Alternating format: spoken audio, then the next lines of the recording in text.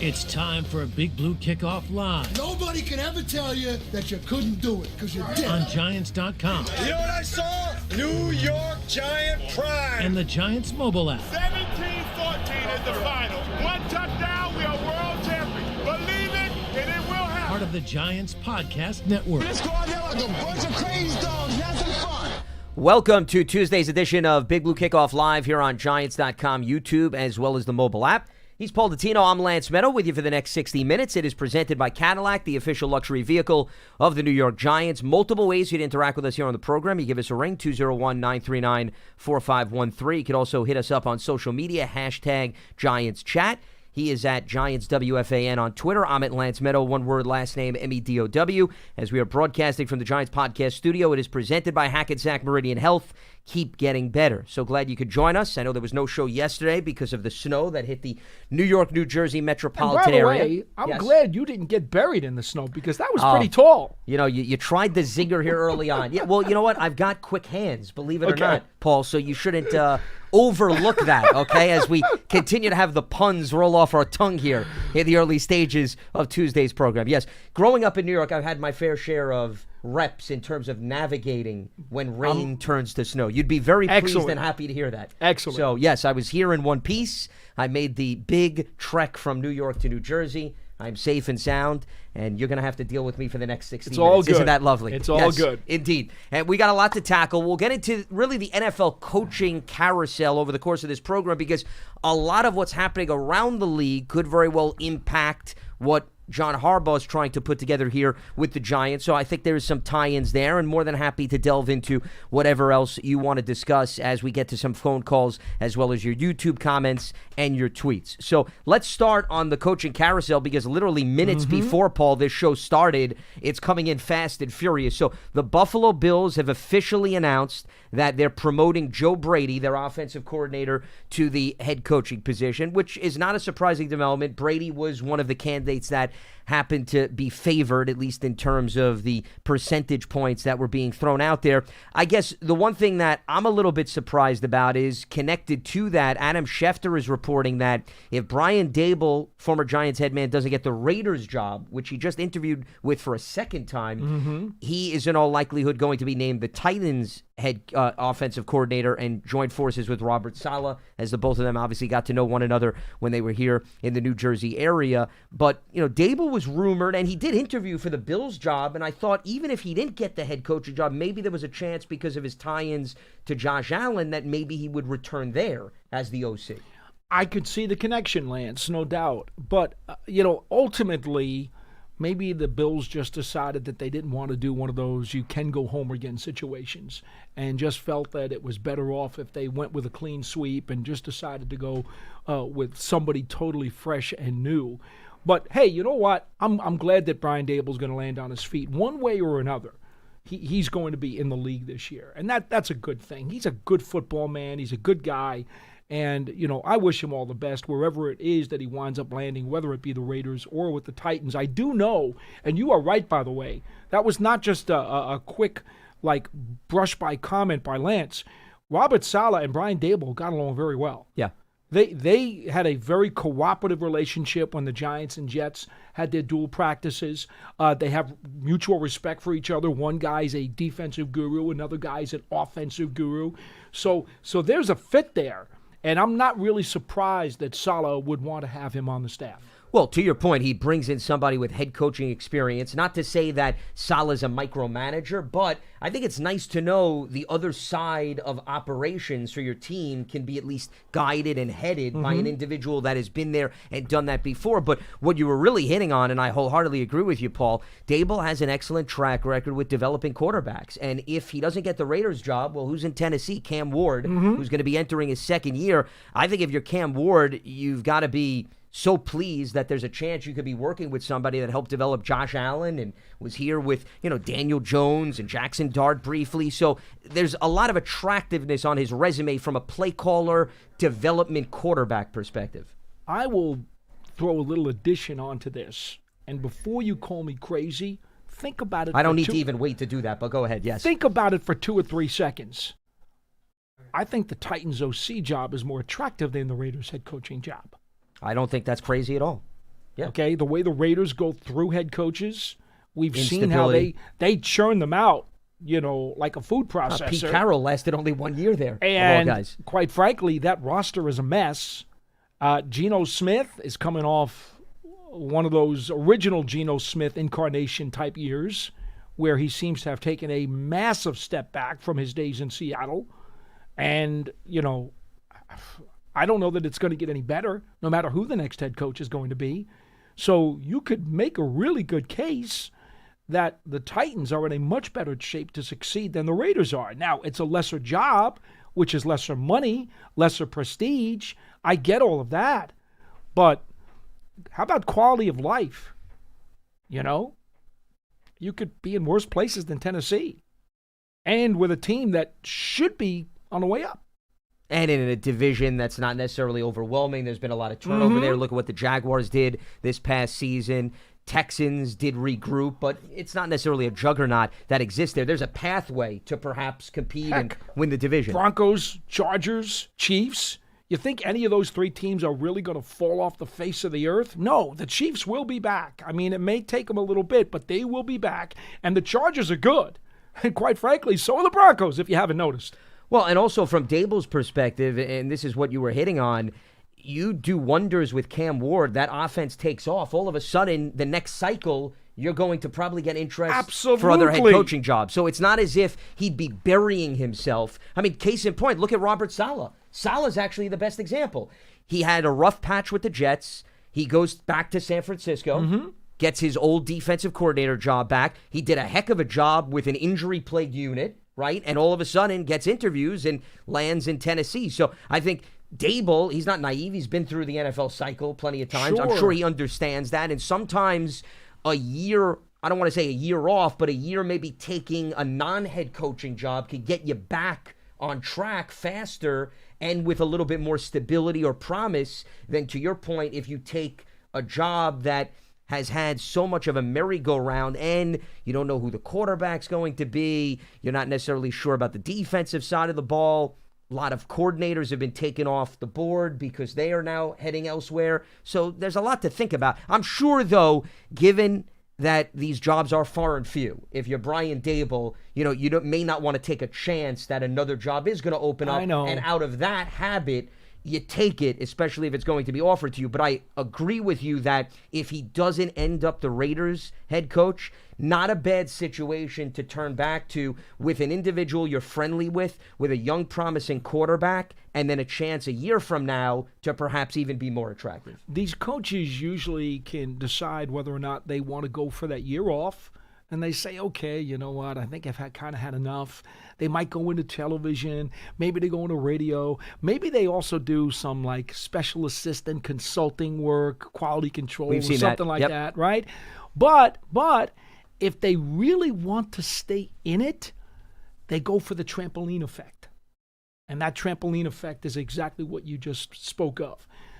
They take a still high-level coordinator's job, which will then allow them to bounce back and become a head coach again.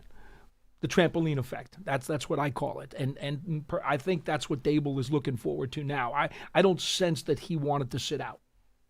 Yeah, he's basically proven to be an NFL lifer. Not that he's an old man, but he doesn't seem to be the type of guy that was anxious to do what Mike Tomlin or Sean McDermott may do. No. Which is take a year off or not coach again. That just doesn't seem to be within his DNA. So as it stands right now, we had 10 openings to start. There are 3 left. Go ahead. You wanted to add something? No. Before we go to the rest of the head coaches, let's stick with the Giant theme. Mike Kafka to the Detroit Lions, reportedly as their offensive coordinator. Well, no. Drew passing Petzing. game A coordinator. high-level offensive position is how it's being I believe they labeled. called it passing game coordinator. Okay, not OC. You're correct. Yes, Drew Petzing from the Cardinals got that job. Yeah, let's be particular about the semantics here. Yeah. Passing game coordinator with the Lions, working for Dan Campbell. And if you'll recall, the Giants had one heck of a game in Detroit this past year. Jameis Winston was playing quarterback. Gunnar Olszewski threw a touchdown pass to Jameis Winston. And Dan Giants, Campbell must have fallen in love with that. of with course his he trickery did. And from the by the opposing way, sideline. how could he not be impressed that was one of the games that showed there were dents in the Lions' armor because the Giants wound up blowing that game and losing in overtime. But it was one of the more impressive, can I use that in quotes, impressive losses the Giants had this year. Well, they were able to put points on the board. They really did. Yeah, they and remained again, competitive with in that Jameis Winston as the quarterback. So that was also a nice game for Wan'Dale Robinson, as you will recall. So there's no doubt in my mind that Dan Campbell saw that firsthand, and I have to believe that's one of the reasons he picked up the phone and wanted to talk to Mike Kafka. And now apparently Mike has a job there, and I wish him all the best. I really like Mike Kafka a lot. I think he was a dynamite guy when he was here. I think he was a good coach. I think we saw the results when he had control of the Giants' offense and or control of the team. The results were better than when he wasn't. And I'm going to leave it there. Yeah, I thought Kafka did a nice job, even behind the scenes, to navigate a very tough circumstance where he had to all of a sudden take over the entire team.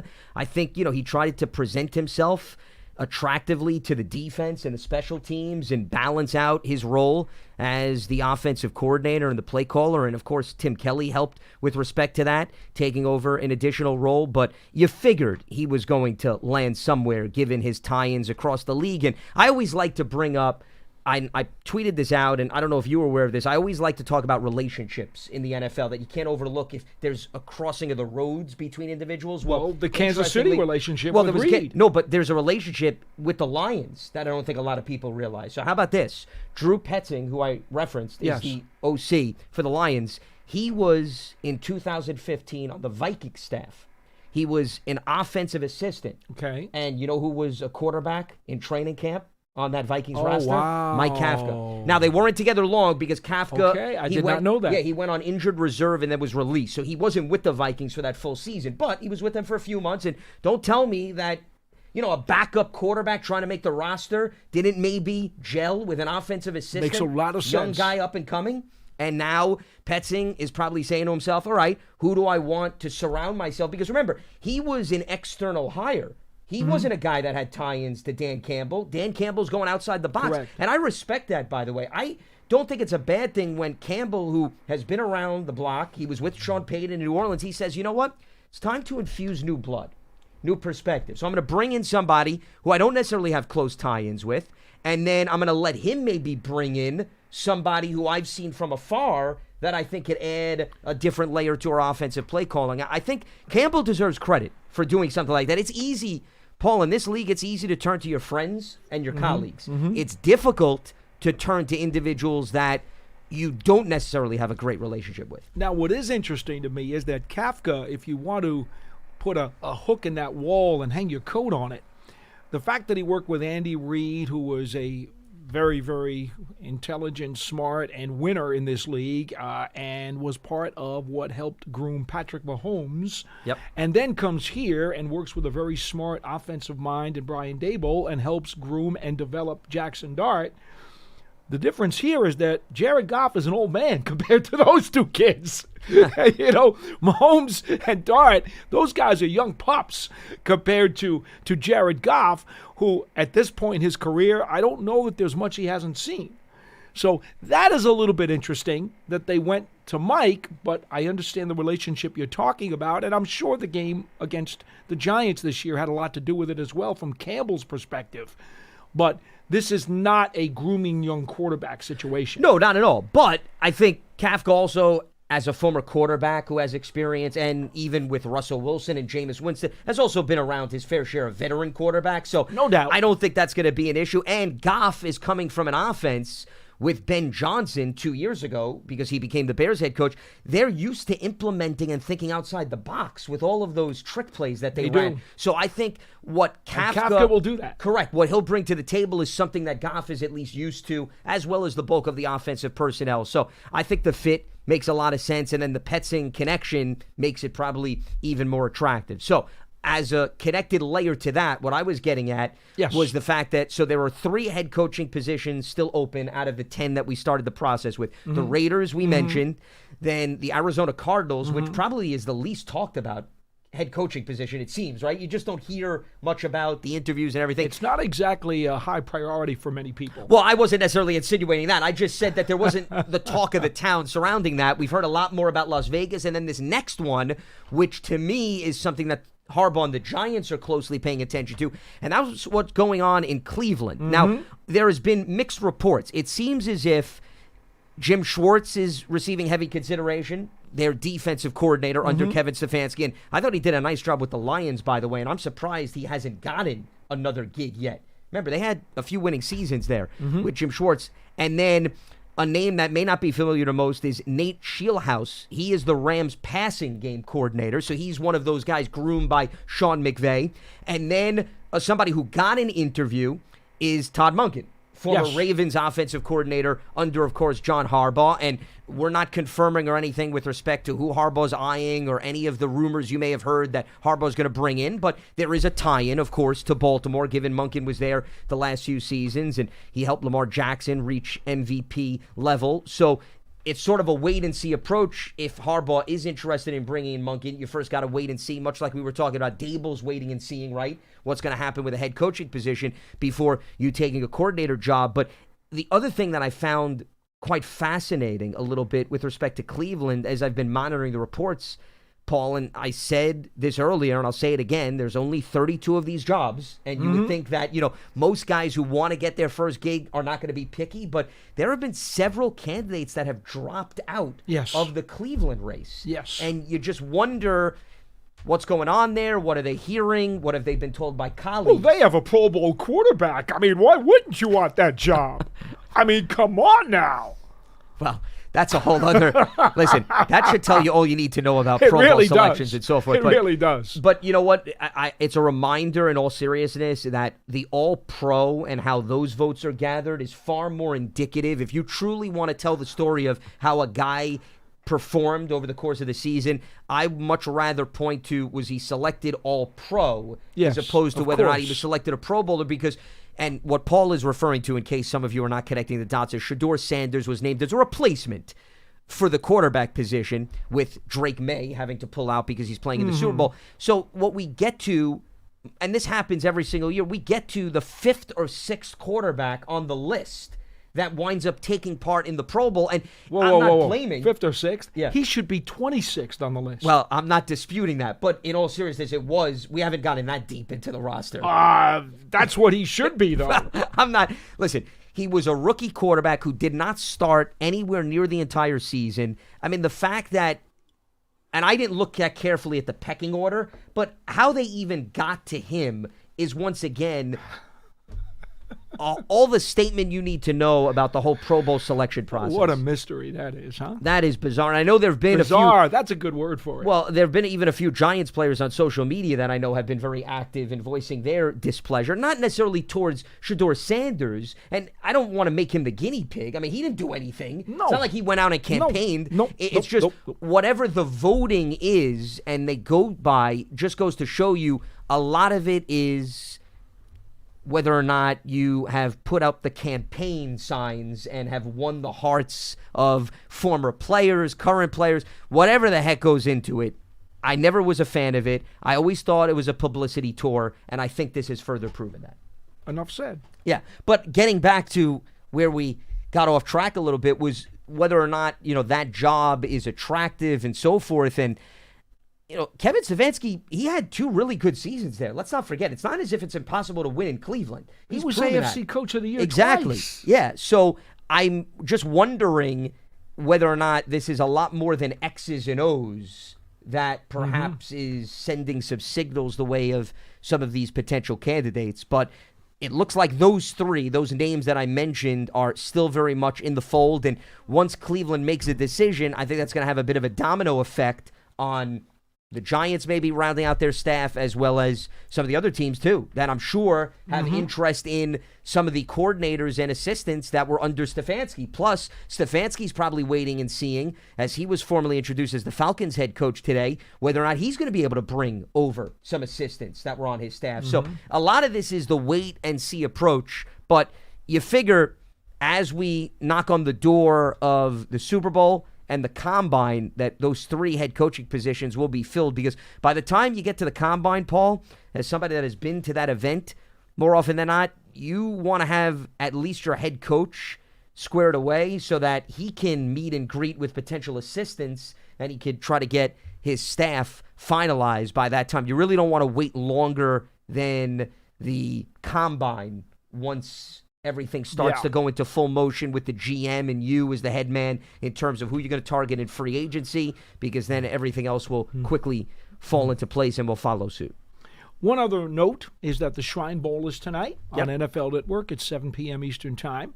So I invite you to watch that if you'd like to take a look at some of the prospects who will be in the NFL draft.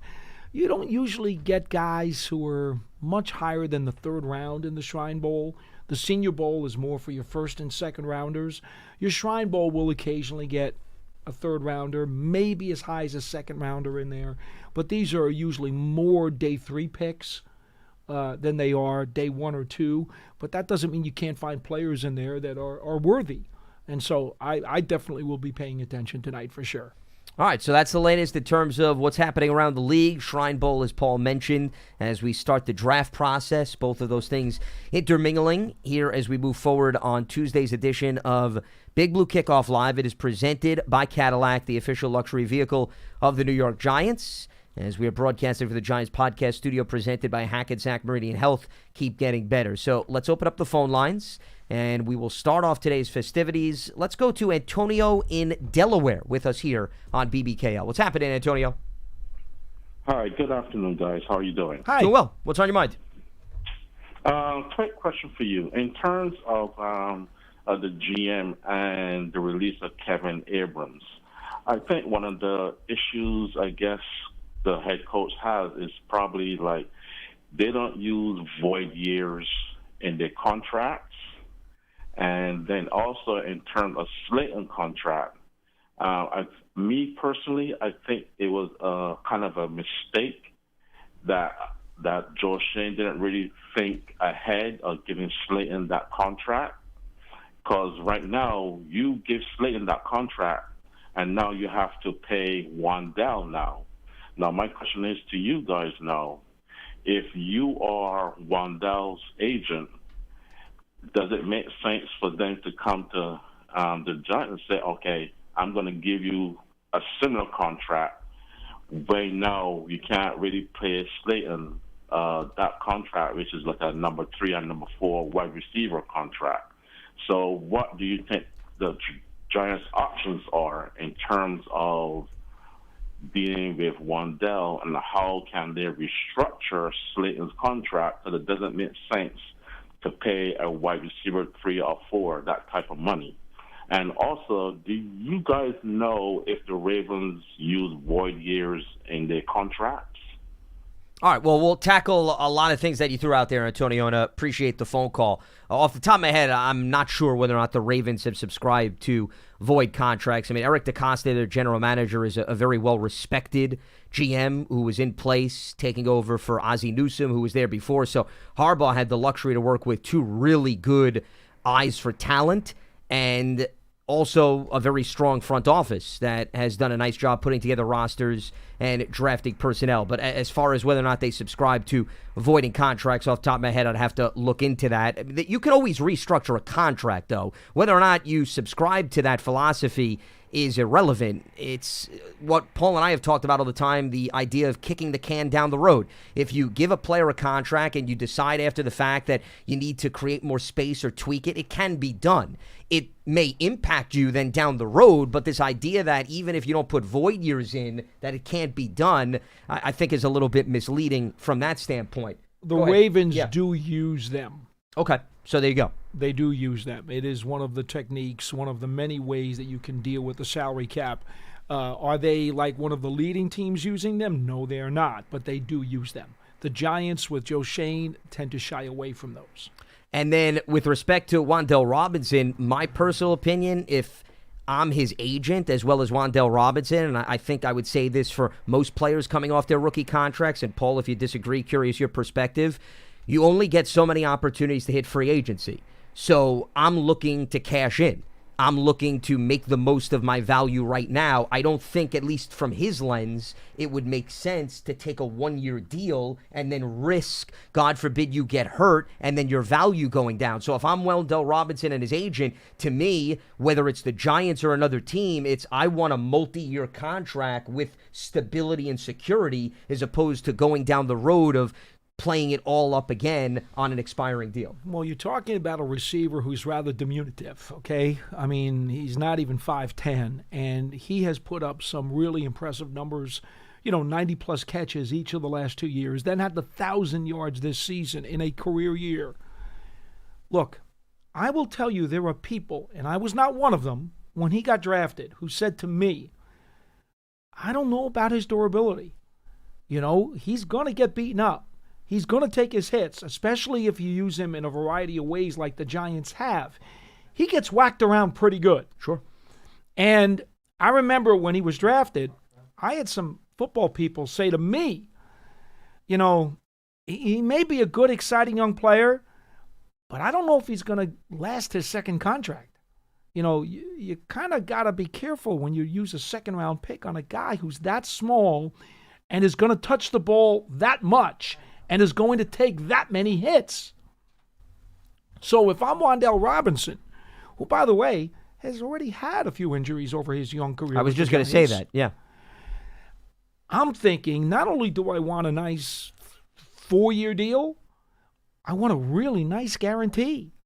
Because even he has to be wondering in the back of his own mind, how many more big-time years am I going to have left? And I suspect that there are teams out there who have a better current position than the Giants do, who also know that if they add a dynamic slot receiver to their team, it could take them even to another level. And I expect that those teams will offer him quite a pretty penny, and it's not going to be hard for one of those clubs to outbid the Giants, because I don't think the Giants will chase him up the economic ladder and run him all the way to the bank and do everything they can to bring him back. I just don't think so. I think, if he would come in at a very modest rate, under modest terms, I think they'd love to have him back, 1,000%. But he's one of those guys, and I hate to use the word, and I know you're going to get mad at me, I hate to use the word overpay. But I suspect when you talk about dollars per production, I suspect that he is going to get paid a very pretty penny by somebody to leave. Well, all it takes is one team, so it really doesn't matter if the entire league is not on the same page. But I do think there are a few teams that certainly can envision utilizing him within their offense, given his versatility and his speed and his elusiveness. And if they feel that they will use him as a primary target, because I think that would be a big part of it. You're not going to pay him that money and have him as a complimentary piece. No. Then it would make sense to make an offer his way. The other thing, at least from the Giants' perspective, that we maybe weren't necessarily looking at about a month or two ago is now it also depends on what Harbaugh thinks of Wendell Robinson, right? If you're Joe Schoen, you're going to have conversations with your head coach, and then whoever Harbaugh brings in as his wide receivers coach, and they're going to get their perspective. I don't know what Harbaugh thinks of Wendell Robinson. I'm not saying that he doesn't think highly of him. I mean, clearly Harbaugh mentioned he was watching Giants film as he was considering this job, but you can think highly of a player, but you also have to take into consideration the salary cap repercussions of paying a player. So, that throws in another element in play.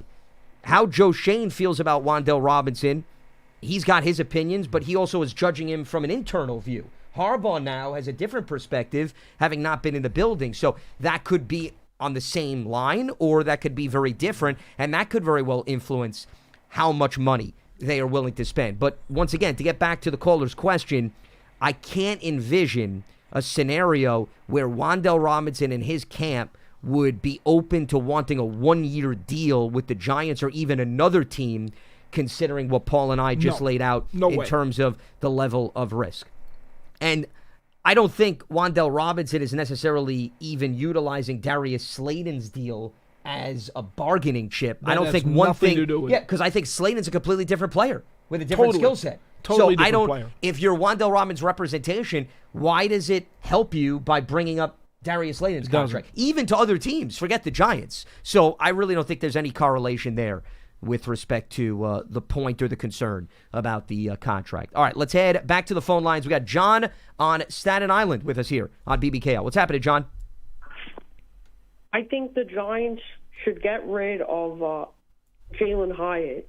He's very bad. I think they should try to trade him. He doesn't play as good. Well, I don't know how much trade value, in fairness, John, Jalen Hyatt is going to have. I mean, given to your point, the production has been up and down, and he hasn't been able to also at times stay healthy, too. So you take that into consideration, and he's still on a rookie contract, Paul. He sure and he's is. got 1 year left. So He sure is. From that standpoint, once again, and Harbaugh and the new coaching staff will weigh in on this, if they feel there's value and it's not a whole burden on the salary cap because of the rookie contract, then it makes sense to keep a player like that.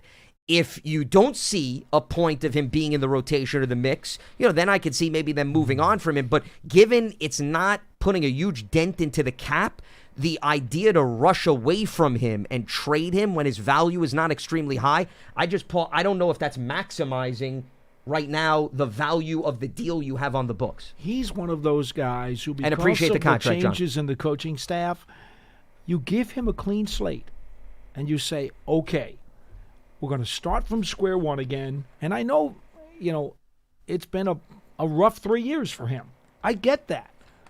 But it's a high risk, low risk, high reward scenario. He's not costing them but pennies. Yeah. So he's under contract. You bring him to camp. You let him try to earn a spot. But here's what you don't do. You don't give him a foot in the door on the roster. You tell him, no, he's gotta earn you're it. starting at zero now, okay? You're back to square one. You do not pass go. You do not collect $500. You're going back to square one.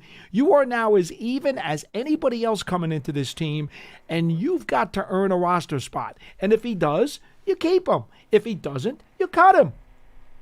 And from Hyatt's perspective, new coaching staff. Completely new opportunity to prove yourself. So that could very well help his cause. That could be attractive. But I'm with you, Paul. There's no guarantee that he's going to have a spot, that he's going to be in the wide receiver depth chart, that he's going to make X amount of plays, get X amount of snaps. There's none of that. It's you keep him at least on the 90-man roster because, once again, he's not eating in so much of the salary cap. So shedding him now makes no sense. What does it do for you? Nothing. You get to keep 90 guys on the roster. Then when training camp starts in the preseason, if he's being outperformed by everybody else, it's an easy decision. You're not holding on to him because he was a former draft pick. You're not renewing the scholarship, if you want to word it that way.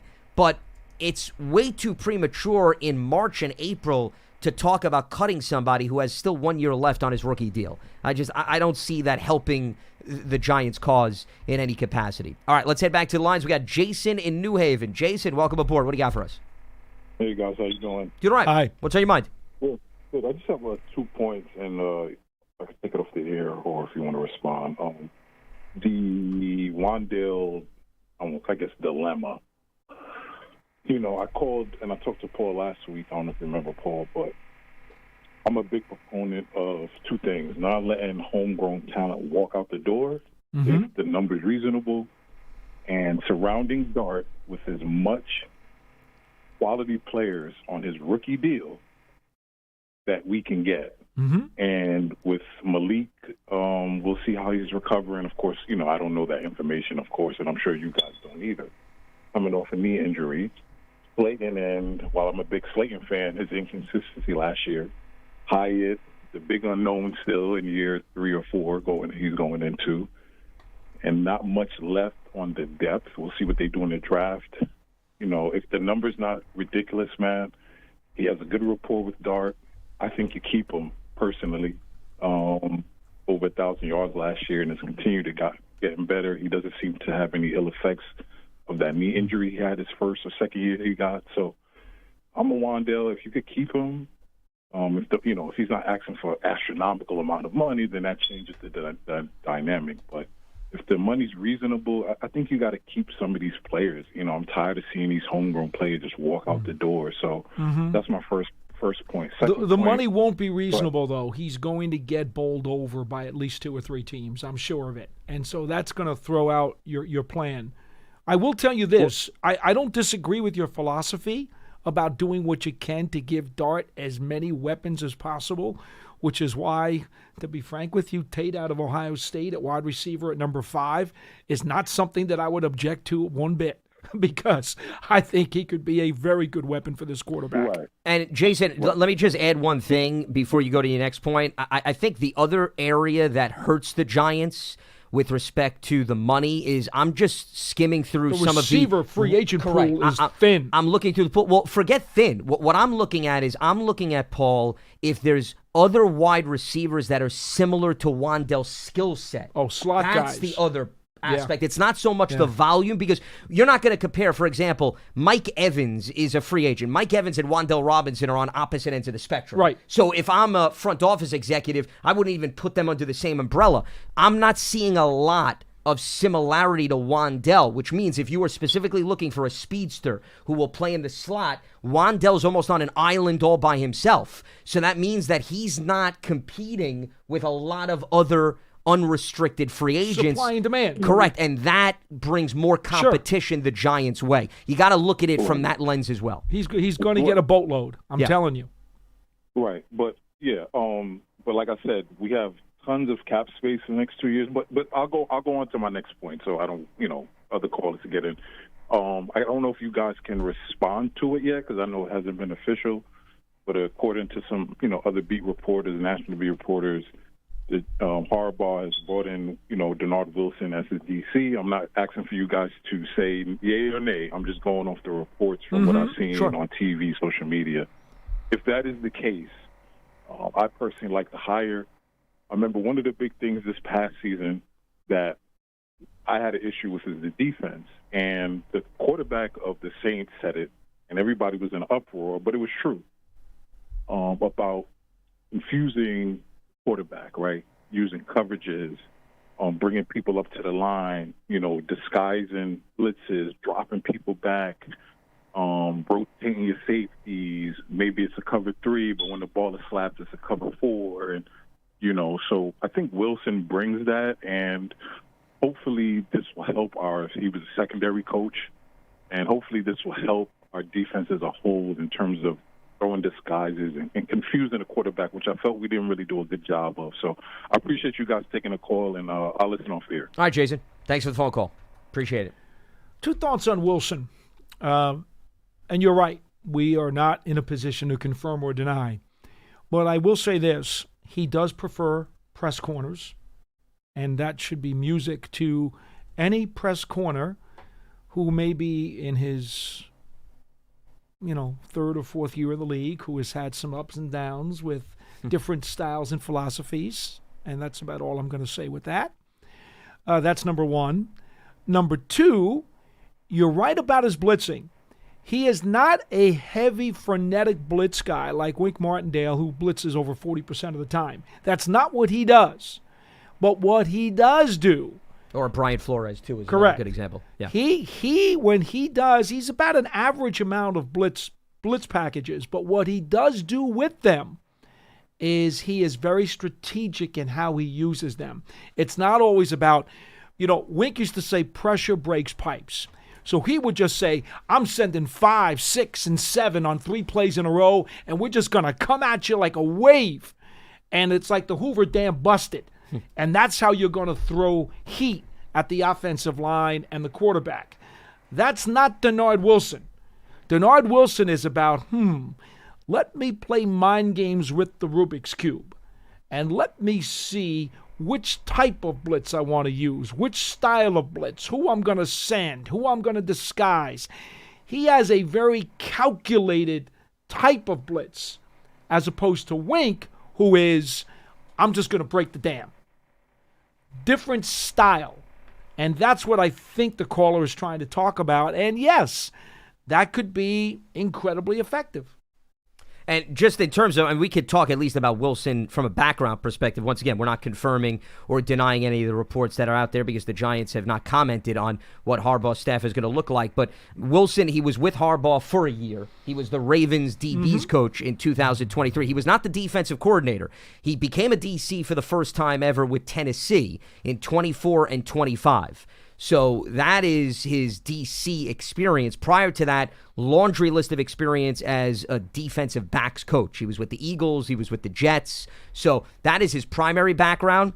But he clearly got an opportunity with Tennessee, and there is a year connection with Harbaugh in Baltimore in 2023, and he's got a good track record in terms of developing some of those secondary players, whether they're in Philadelphia or in Baltimore. So that is an attractive piece of his resume, but he did not, once again, call defensive plays under Harbaugh. Harbaugh had very different offensive and defensive coordinators under him that he worked with, and I went through this, if you missed, with Matt Sitek last week. I went through pretty much his history of all of his DCs, all of his OCs, where they rank, so you could check one of the episodes from last week if you really want to deep dive into that, and we can certainly revisit it as the staff gets finalized, but that's at least Wilson's background with respect to what he's done across the league. All right, let's head back to the phone lines. Let's check in with Robert in Texas joining us on BBKL. What's happening, Robert? What do you got for us? Yeah, how you guys doing, man? I just wanted to say that as a Giants fan here in Texas, especially around Cowboy fans out here, you know, I'm so excited for Harbaugh being there. It just seems like the Coughlin days are back. And my main concern to ask you guys is, will big name players finally want to come to New York? That's my biggest thing, because it seems that the Giants were, like, no one wanted to come to New York, it seemed like, and I'm not sure that's true, but what do you guys think about that? Mine is just to the point. I just hope the Giants become what they used to be in the 90s, the 2000s, you know? We're one of the best franchises in the NFL, definitely. Well, I'd love to know who in your mind you think did not want to come to the Giants in previous years, just as a tangible example or evidence, Robert. It sounds more like you're reading the tea leaves and just formulating an opinion as opposed to hearing it directly from a player, because I don't know if there's validity behind what you're insinuating. I think a lot of what goes on in the NFL has to do with money in free agency. And if you go back to not too long ago, 2016, the Giants actually made a huge splash in free agency. You know, that was when they brought in Olivia Vernon, Janoris Jenkins, and Snacks. And, I mean, that was pretty substantial, Paul, right? Compared to history. And even when Coughlin was here, the Giants weren't known, Paul. And if you disagree, you disagree. I think they brought in complimentary free agents, but they weren't necessarily every offseason bringing in star names that at least I would put under that label. You know, you'd like to believe that Harbaugh could be a bit of a magnet, and maybe if there's a free agent deciding between two teams, that could tip the scale. You'd like to believe that. I don't necessarily know if that's true, because George Washington speaks louder than John Harbaugh. Yep. Okay? I think every player will tell you, and every agent will tell you, that George Washington has the loudest voice of all. That's number one. But here's where I will say it can come into play.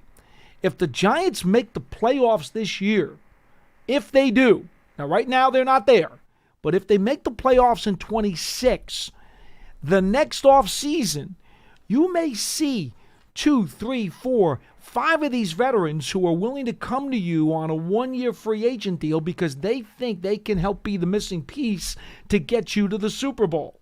But you got to be a playoff-level team first to get those free agents to take those one-year minimum contracts, because now they're thinking, you know what, I'll take a one-year gamble here because I think we got a chance to really go far. I think I'm going to go. I'm going to hop on that train while it's pulling out of the station. The Giants are not at that level yet. I think right now, to answer your question, Robert, where it could help is, and I don't know if this is maybe what you were getting at too, Paul, but I could see complementary players, maybe, you know, really enforcing the back end of the roster. If that's who those guys wind up being. Well, but even, I'm saying even here in year one, some of his former Ravens players who had a great deal of respect for him, who are not going to make mega bucks on the market, if Harbaugh offers them an opportunity to be a backup offensive lineman or a fullback or a complimentary piece, they might just stay I don't where think they that's are. crazy. No, they could, but it also is not crazy that they may want to continue to play for Harbaugh Harbaugh or a coach and come over, especially if the money is reasonable and the same. That's where I think that's where Harbaugh to me serves as a tiebreaker. But if you're talking about Pro Bowl, All-Pro-S type of players that are commanding big bucks. Not going to happen. At the end of the day, the market is going to dictate where they're going to land much more so than the head coach. And I'll go off on a whole other tangent, and we'll let you go, Robert, and appreciate the question and the phone call. I'll go off on a completely other area. I'll build the bridge to what's going on in collegiate sports right now, in college football and college basketball. Okay, Paul? And this is my point here. 6-7 years ago, I would have told you players are going to go to Alabama because they want to play for Nick Saban. Nick Saban is attractive. He's got a track record of grooming players, having NFL contacts. He'll get you to the league. Okay? Go play for Saban. And he'll get you championships on the way. True. But at the end of the day, you want to make a lot of money, he'll get you to the professional level. Okay? Now we move the calendar forward 6 or 7 years, and I know Saban's no longer at Alabama, but whether it's Dabo Sweeney, any of the other big names. But the NIL is one of the reasons why he's not there anymore. He was fed up with the system. He couldn't deal with it. And that's what I was getting at. The infusion of NIL money, which, let's face it, is the equivalency of NFL free agency money, has now proven players are not attracted and making decisions because of who's running the program. They're making decisions based on the amount of money and the attractiveness of the guarantee and the contract and the endorsements that these programs can hand out. Why do you think there's a whole controversy? And actually, Dabo Sweeney, remember, called out Ole Miss for trying to steal one of his players from Clemson? What was it, a few days ago? You know, it's the war that's going on behind closed doors. It's very similar. The parallel between the NFL and college football, I don't even want to say it's blurry anymore. I think it's crystal clear. So that, to me, if you're going down the road of Harbaugh being attractive, and I'm not saying that he's not, but I think the money and the market is doing a lot more of the heavy lifting than anything that a guy atop the totem pole can do. No disagreement here, Lance. George Washington will always speak the loudest. Well, it's going to take a little bit more, in fairness, than George Washington to speak. I think you got to change a president, Paul. I get your point, and I'm singing your tune, but I think you got to maybe change it Andrew Jackson, okay? You know, there's 2 digits on that bill, okay? And then we can maybe get, I know there's not a lot of triple-digit bills, but you may need another president. Should we just say that Fort Knox serves the best food? Perhaps, yeah. Or the Treasury Department. Why don't you use that, okay? Yeah, really. Instead of choosing a president. And if you want to weigh in on the historical nature of money and its production, Paul will be more than happy to weigh in on that as we have still a few more minutes left on BBKL. My. All right, let's go to a different Rob. This one is in Connecticut with us here on Big Blue Kickoff Live. What's happening, Rob? Hey, Lance, T-Dot, how's it going? Hello. Doing well. What do you got for us? Did you get out of the snow okay? Geez, I'm crow. I'll tell you what, I just got done shoveling the patio, so we're all good to go now. All Great. Very nice. Yeah. But, hey, with regards to George Washington, do you know he originally was a Tory back like in 1750s? So he was going to be he was on the other side originally, so enough said about that. I did not know that. You learn something new every day. By the way, how long does it take to shovel out the Yale Bowl? But by the way, I went to the Yale Bowl and saw Keith Hamilton when he was a rookie back in, what was that, 1993? For Pitt? Yeah. Yeah. They played the Patriots, I think, in a like a scrimmage or something, and I saw Keith Hamilton. Yeah, he was good. I'm telling you, he was really good. Excellent player. Go ahead. So, P-Dot, did you hear real quick? Kadarius Toney is in for the head coaching job of the Cleveland Browns. Just so you know. Well, boy, now we're really learning some new news. We are really we're going well off the rails here, the man. rails. I mean, we've lost the rails. This They've been engine has totally left the track. Rob, let's try to return to planet Earth Go ahead. we can. Yes. Okay, look, this team has, like, somebody earlier said dilemmas. This team has no bad dilemmas right now. Coach Harbaugh is anything right now. We're talking about Bernard. So Bernard's going to be fine because Coach Harbaugh is the head coach. That's why we're playing with house money as far as I'm concerned. I mean, how does it feel, gentlemen, to be number one? No Mike McCarthy. There's no doldrums like this whole Mike McCarthy news. I mean, Pittsburgh Steelers hate life right now. It is great to be a Giants fan. And that's the real thing I wanted to ask you is, what do you think we're going to pick for our number one after listening to Tony Pauline and John Schmeltz this morning on draft season.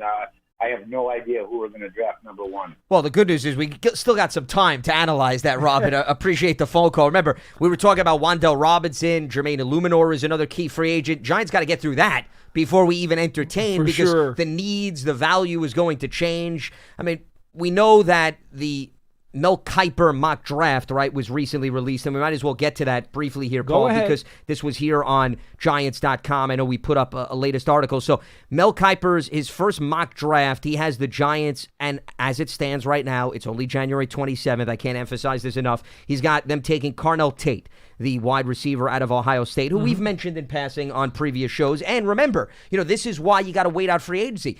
In the event that the Giants don't retain Wan'Dale Robinson, and one of the earlier callers was talking about, okay, Malik Neighbors is coming off a significant knee injury. Darius Slayton had his ups and downs. Yeah, if they lose a key free agent who had over 1,000 yards, it's understandable that they may prioritize a playmaker at that position, and then you connect the dots and you say, okay, a little bit more steam connected to Carnell Tate, it may make sense in the end. I think most people who follow college football in the draft would tell you that he's actually the equivalent value there. I mean, he works at 5. That's not a stretch. And that's the key here, because you want the need and the value to meet. That's always the idea, right? And Tate just happens to have the value, and it looks like it could be a need. So it makes a lot of sense. Right now, as I sit here today, and I'm now going to start getting into my draft stuff, I will start it this week. The Shrine Bowl is tonight. The Senior Bowl practices start today at 2:30. I'm going to go home and watch that. Senior Bowl this weekend. Now it's time for me to start getting into draft stuff. Man, it's a headache. It is a major, major, major headache, especially when you're up at 5, because the truth of the matter is, you don't like to be picking there because you do have needs. You'd much rather be picking at the bottom of the first round where you just say, best player available, I don't care. Well, you can't do that at 5. You got to hit. That's the other thing. You got to hit. You can't make a mistake at 5. When you do, it's painful. And also because of maybe the lack of depth and attractiveness at the quarterback position, there may not be an attractive option to move down. Only one. Yeah. Only one quarterback's going in the top 5. That's it. Because no team is going to have an interest to move up. And now, listen, other trades have happened where teams have moved up to grab non-quarterbacks, but I think the approach is more wait and see if you really love a guy as opposed to doing something well in advance. So that also limits the options if the Giants were of the philosophy, okay, we like a few players at 5, but it's not life and death. We'd rather maybe get a few extra picks. The problem is, and I say this all the time, and I know it's cliche, but it takes 2 to tango. There's validity behind that. You may want to move down.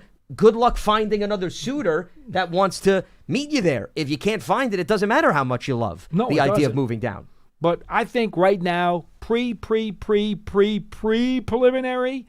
my feeling would be Tate right now, as I sit here today. And once again, it would make sense if some of the things we're speculating about come to fruition in free agency. Now, the other position that I'll throw out, and I like to talk more, especially this early in the game, at position, more so than player, is if you do lose Illuminor, okay, I'm not the type of person that is if you're going to put the offensive tackle at right tackle, it makes no sense. No, you're going to face an elite pass rusher on the opposite side. Sure. So I could justify taking a player that would start out at right tackle as a top 5 pick. I completely disagree, especially if they have experience playing left in college. And you're going to flip them. The Chargers, John Harbaugh's brother is the perfect example of that in terms of what they have done in the draft. What he did with Wirfs. No, Wirfs went to Tampa. You talk about Slater. Slater. Yeah. I'm sorry. Slater, who was the earlier pick. Right. And then, what they... But Wirfs also flopped it. No, Wirfs is another one that flopped, too. He's another flopper. Absolutely. So, heck, Tyron Smith for the Cowboys. Yeah. If you want to go a little bit further back. Okay? There's been plenty of left tackles that started out on the right side and then moved to the left side. But the reason why, to me, that conversation is so simplistic, even to this day, with the evolution of pass rushers, Paul, in the NFL, most teams have guys that'll kill you on the left side and the right side. So why are we now saying, well, I can only use that high of a pick on a franchise left tackle? Well, if your house is not in order on the right side, who cares how good your left tackle is? Your left tackle's not blocking the right side. And if you look at most of the teams that the Giants are going up against, or if you just look at the Giants personnel, think about when we were talking about this all last summer, the volume of pass rushers with the addition of Abdul Carter.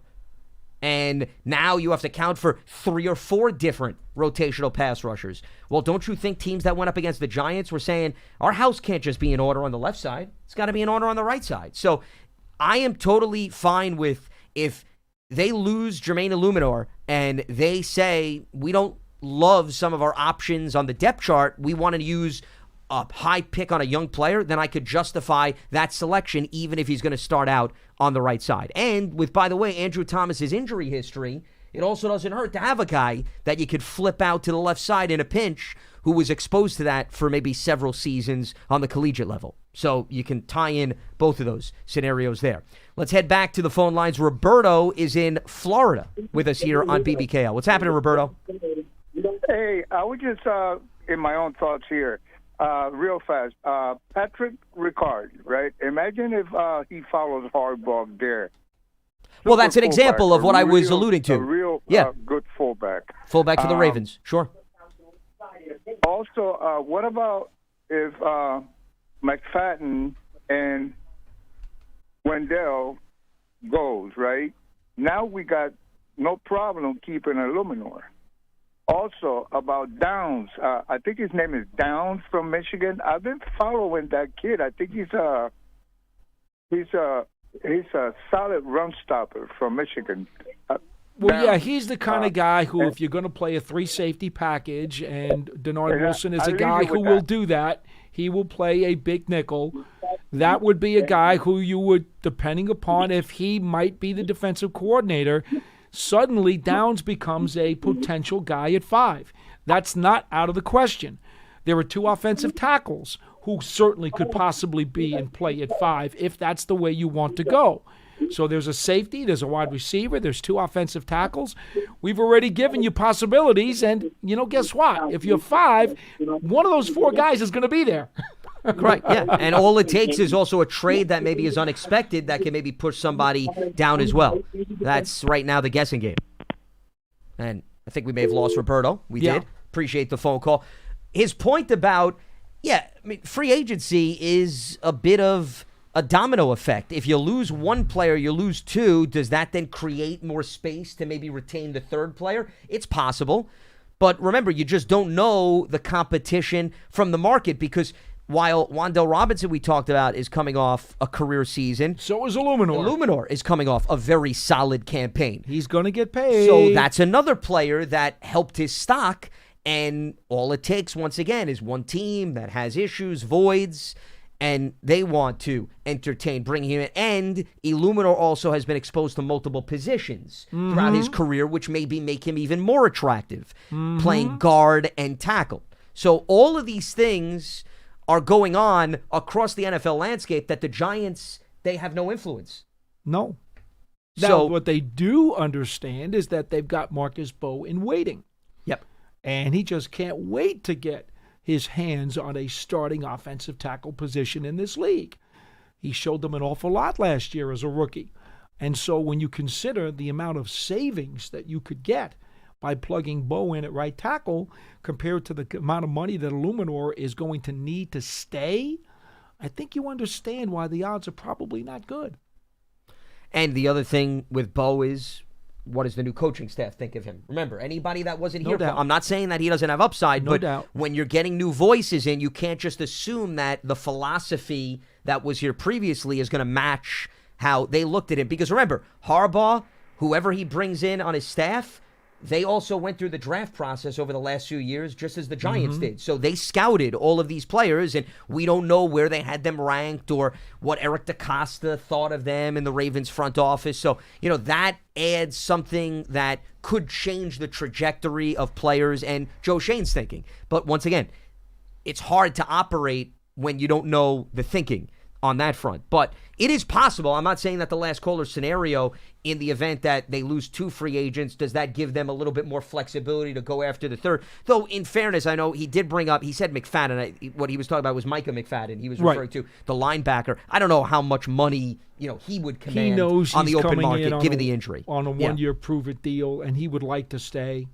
Now, again, he needs to know who the new DC is and how that impacts his role. But there's no doubt that you're not going to have to break the bank to bring back Micah McFadden on a one-year deal.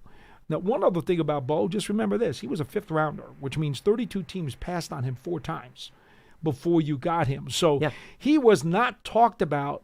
I know that the Giants, my understanding was that the old regime, had him valued as a very early third-day pick, which equates to the maybe 3rd round potentially, 3rd, 4th round, somewhere there. If you consider him late 2nd day, early 3rd day, maybe. I mean, I don't know if anybody else in the league might have even had that kind of grade on him, but everybody passed 4 times. So I suppose he's got to go down as a sleeper, doesn't he? I mean, if you get picked in the 5th round and you have a chance to win a starting job, aren't you a sleeper? Certainly, depending on what happens later on in his career, he could very well get to that potential. But I thought where actually you were going to go with your point is the fact that if he was passed by multiple teams in multiple rounds, that also may indicate that they didn't necessarily have him very high on their boards. Right. I don't think the Ravens probably did. And we don't know how they viewed him. Not to say that that's a negative or a positive. I'll give you another example. I remember last offseason we received a lot of calls from Giants fans who were looking to upgrade the quarterback situation. They were saying, well, why don't they call up the Patriots and trade for Joe Milton, who ultimately went to the Cowboys as the backup to Dak Prescott. And when he finally got to play, it didn't look so good. Well, I mean, once again, that's not what I was getting at. The point was, I remember responding to a caller at the time. I said, the Giants, Paul, had an opportunity to draft Joe Milton. Mm-hmm. And that front office is still here. Mm-hmm. So what makes you think that all of a sudden they passed on him in the draft and now they want to give up trade assets for him? You got to think at least like that. So that's why I'm bringing up how Harbaugh and the Ravens thought about some of the Giants' draft picks when they could have very well drafted some of these guys. And then again, you could always remember that Sean O'Hara was never drafted. Cleveland had him as an undrafted rookie free agent, and then he comes to the Giants and becomes an All-Pro. Richie Seibert was part of a Super Bowl team, undrafted rookie free agent. David Deal, 3rd-day pick. Victor Cruz. I mean, no, but I'm specifically talking offensive line. Oh, well, I just thought you could have brought up anybody at this point. No, now, it goes back a ways because the last few waves haven't done as well. But when you go back a couple of administrations, the Giants actually did very well with unheralded rookie linemen. Or in Sean O'Hara's case, he was a free agent, but, obviously came into the Brown situation without a lot of fanfare, and then the Giants scooped him up. One last thing on a related note that I want to bring up, and I may have referenced this on a previous show, not to say that it's a guarantee indication, but remember, first of all, Baltimore did not draft in the top 10 very often during Harbaugh's tenure. But the lone time they did, they took a guy by the name of Ronnie Stanley. Really good player. And the reason why that's important, offensive lineman, but the Harbaugh family has the philosophy of prioritizing up front, and that's just an indication of the power running game. Yeah. Which it still would surprise me if they took a running back. No.